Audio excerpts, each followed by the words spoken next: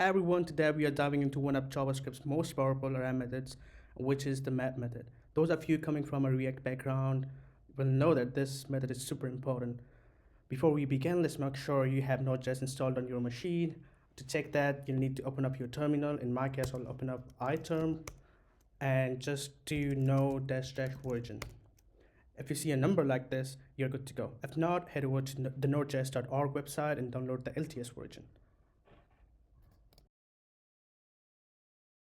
All right, once you're done setting up your machine for Node.js, let's talk about the map function in its simplest form. So I have an analogy here. On the left side, we have an array of fruits. In the middle, we have a magical transformation machine. And on the right side is the output of this transformation machine. So what is so cool about this transformation machine is that it takes each fruit from the array, from the fruits array, adds an emoji to it, and outputs the result in a new array. So let's go through this example one by one.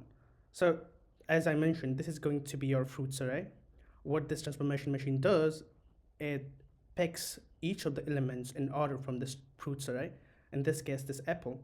And what it does, it adds a juice emoji and then creates a new array and puts this result in the beginning of that new array in order. Next, we have a new fruit in the array. So it picks that up, adds an emoji, and then puts that result in the new array. Notice that during this process, it doesn't destroys the original array. Rather, it creates a new array, which is independent of the original array. Now let's step up our game and think about real numbers. So in this case, we have an original array, and then we have our transformation machine, and then we have the result of our transformation machine. So notice that each of these elements are getting fed into this transformation machine, which in this case is the function. What this function does, it takes the element and multiplies it by 2. As a result, we get the numbers as shown on the right side of this diagram. So it takes 2 and it multiplies it by 2. As a result, we get 4. And then in the next step, it gets 4 as an input and outputs it as add.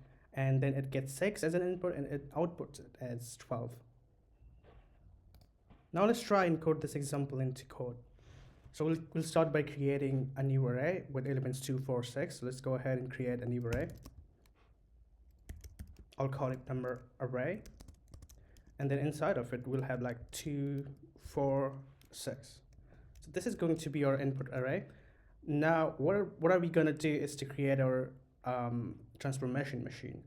And then we'll use that transformation machine to convert each of these elements inside of this number array into 4 at 12. So how are we going to do that? I'm going to go ahead and create a new variable, which will be the output of transformation machine.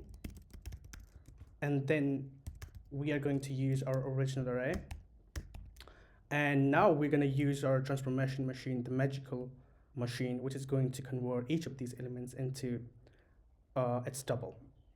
So what is that machine? It is basically the map function. And this map function is going to take a callback function, which is basically a function which the map method accepts as a parameter. So I'm just going to go ahead and create a callback function. And in here, this callback function is basically taking an input. And can you guess what that input is? That input is going to be each of the elements in the input array. So let me just call it num here.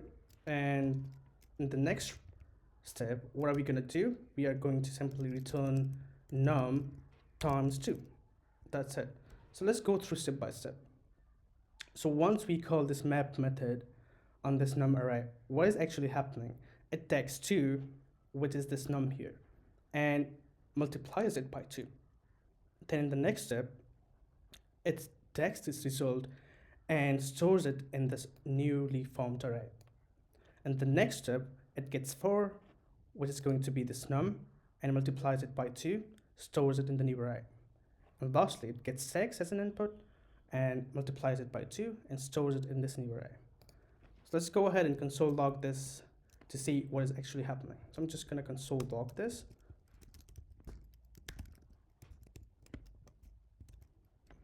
Just gonna copy the name of this new array and just save it. Now I'm gonna run this code. You see we get 4 at 12, and there you go.